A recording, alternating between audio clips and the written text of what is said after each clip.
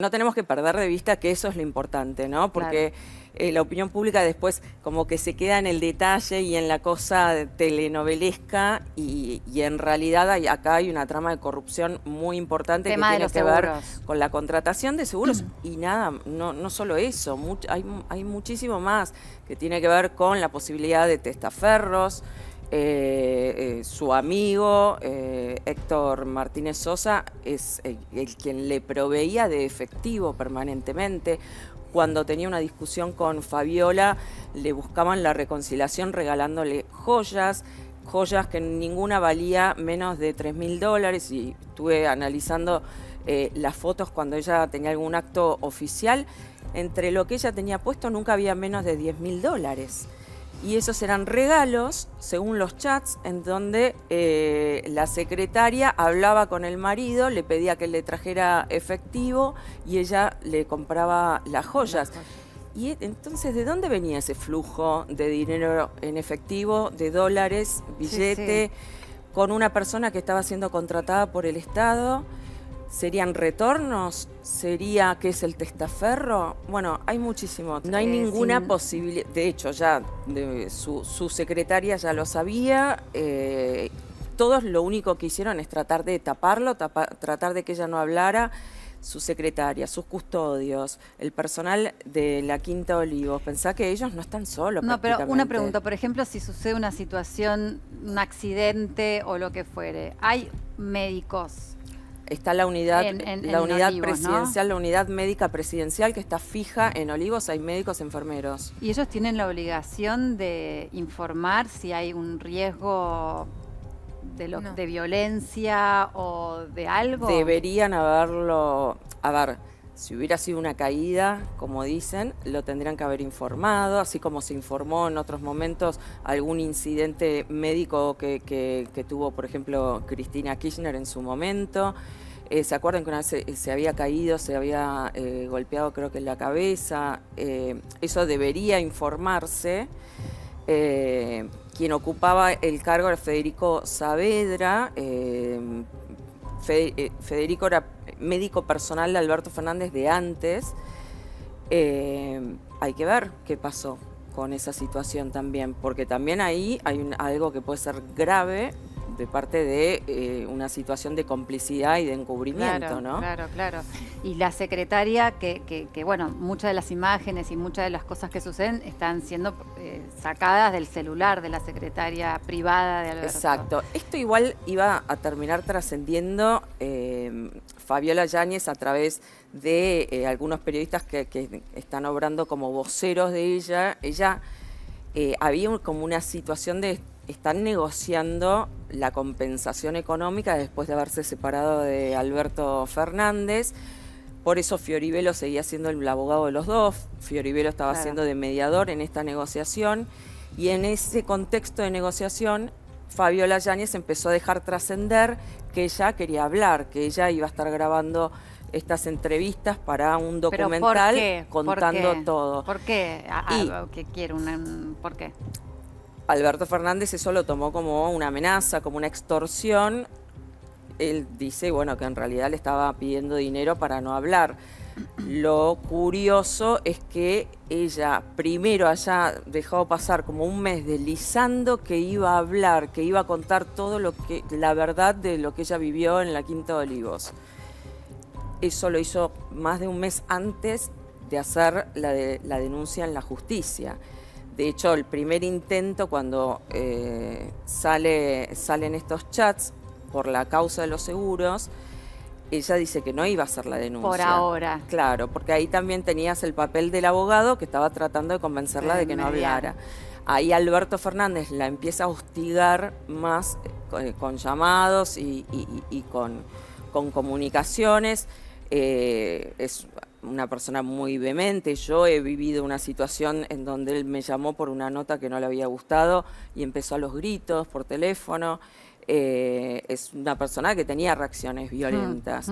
Así que me imagino con Fabiola debe haber estado también en estas llamadas, que creo que eso es lo que precipitó que ella terminara denunciando. ¿Y de qué vive Fabiola en este momento? ¿No? Ella no trabaja. y ya les digo, la han visto frecuentando diversos restaurantes de esa zona, como que te diga la avenida Alvear en Buenos Pero Aires. el ex marido podría pasarle una cuota o podría vivir de Alberto, digamos, en el caso de...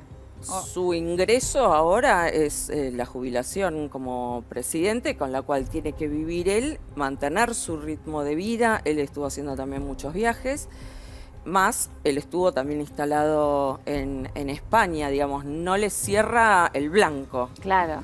Ni hablar del negro, que ese es, te decía, la punta del iceberg, que yo creo que ahí es donde estaba la discusión con Fabiola, que Fabiola seguramente sabiendo que disponía de otro tipo de fortuna, lo estaba presionando para tener una compensación económica mayor. Quiero decir, porque estoy diciendo, el 144 sigue funcionando. Yo me tomé el trabajo de llamar y sigue bueno, funcionando. Eso es otro tema también, digo, con el Ministerio de la Mujer. Con el Ministerio de la Mujer, el Ministerio de la Mujer tenía 1.362 empleados. Lo llenaron de militantes. Los femicidios, de hecho, durante toda la gestión de Alberto Fernández aumentaron. Él dejó récord de femicidios en su gestión, o sea que si estaban implementando muchas políticas y muchos programas, la verdad es que no funcionaron, habría que ver otra cosa. Sí. Y lo que hizo el gobierno no es desmantelar el 144, sino sacar a los que están de más, sacar a los ñoquis. No es así. El 144 sí fue desmantelado. Hay muchas mujeres que trabajaban en el 144. Claro, que el no problema están más. Igual hay que decir que el 144... Que tomaron gente de más. Eso no, es lo que están no alcanza sacando. La gente que hay en el 144. Sigue sin alcanzar, no alcanzaba antes, no alcanza ahora. De todos modos, hay que dejar muy claro que a mí siempre me importa decir que el 144 no funciona como una herramienta de denuncia. No es que vos, una vez que llamas al 144, dejaste ratificado, sentado una denuncia, porque siempre comunicacionalmente, históricamente, con el 144 se cometía ese error y es importante porque muchas mujeres llaman pensando que eso es denunciar y no, lo que conviene siempre en ese sentido es ir específicamente a una comisaría y idealmente una comisaría de la mujer que siguen habiendo en la mayoría de los territorios, sigue habiendo específicamente, porque es distinto que te tome la denuncia una persona que conoce la temática que no.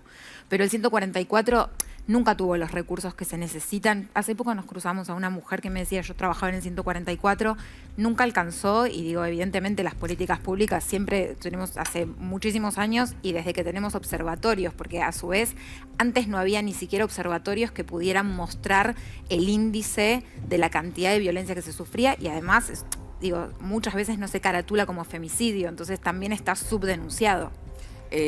Si no alcanzaban el personal de 144, lo que tendrían que hacer es una auditoría y mostrar primero la evolución, los casos resueltos, los resultados. Hay un problema con el Estado argentino que nadie mide resultados. Entonces, los observatorios, total. Si no alcanzaba el personal, tendría que estar eso detallado, porque se manejaban así, diciendo, ir a pedir plata y decir, no, porque no me alcanza, tengo que tomar más gente, y tomaban gente y nadie medía cantidad de empleados, tareas asignadas, resultados del programa. Bueno, ojalá ahora se audite, digo, cuanto más transparencia, más vidas se van a salvar también. Absolutamente. Digo que es algo sin bandera, no es que por pensar de una manera o de otra manera políticamente tendría que tener, o sea, no debería tirar para un lado o para el otro por una ideología política. En el peronismo nadie habla de Espinosa, ¿no? Porque ahora obviamente hablan todos de Alberto, porque Alberto ya era un paria político, ¿no? Pero ¿qué pasa con Espinosa? Que tiene una denuncia gravísima, que está procesado. O sea,